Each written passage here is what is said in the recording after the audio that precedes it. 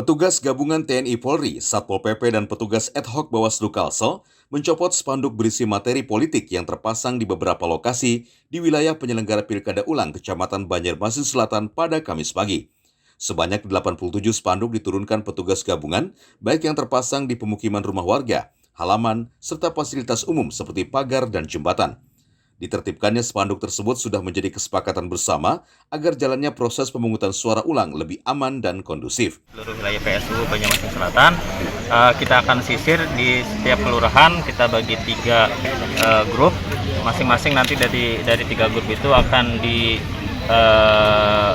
oleh rekan-rekan pengawas kelurahan karena mereka di lapangan lebih mengetahui, lebih memahami di mana titik-titik spanduk tersebut.